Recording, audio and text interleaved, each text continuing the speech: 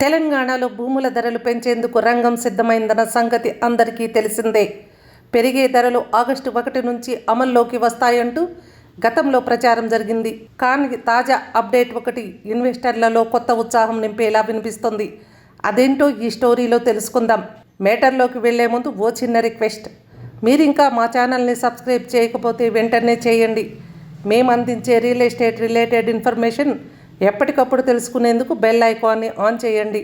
ఎన్నికలకు ముందు ఇచ్చిన హామీలను నెరవేర్చేందుకు తెలంగాణ ప్రభుత్వం పెద్ద ఎత్తున నిధుల సమీకరణకు సిద్ధమైంది. అందుకు ప్రధాన ఆదాయ మార్గంగా భూముల ధరలను సవరించాలని తలపెట్టింది.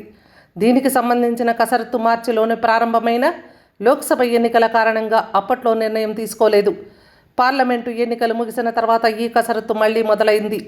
ఆర్థిక, రెవెన్యూ శాఖల అధికారులతో పాటు స్టాంపులు మరియు డ్యూటీల శాఖ అధికారులు కూడా ఈ కసరత్తులో భాగస్థులయ్యారు.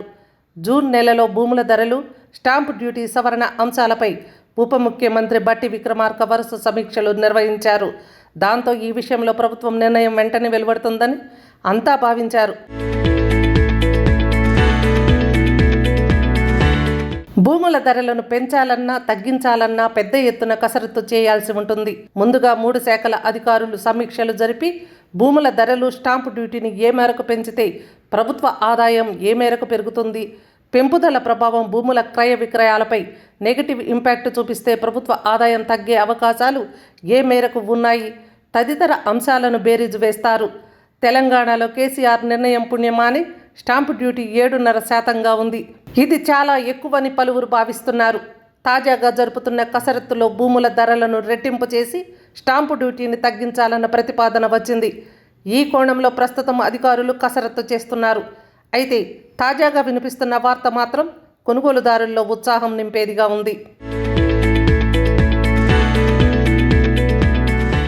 భూముల ధరల పెంపు, స్టాంపు డ్యూటీ సవరణ అంశాలపై కసరత్తు ఇంకో నెల రోజుల పాటు కొనసాగే అవకాశాలున్నట్లు తాజాగా తెలుస్తోంది. ఆ తర్వాత ప్రభుత్వ ప్రతిపాదనలు సిద్ధమైతే దానిపై ప్రజాభిప్రాయ సేకరణ జరపాల్సి ఉంటుంది. ఇది మరో నెల రోజుల సమయం తీసుకుంటుందని అధికారులు అంచనా వేస్తున్నారు. దాంతో తెలంగాణలో భూముల ధరల్లో మార్పులు చేర్పులు మరో 2 నెలల తర్వాతేనని అధికార వర్గాలు చెబుతున్నాయి.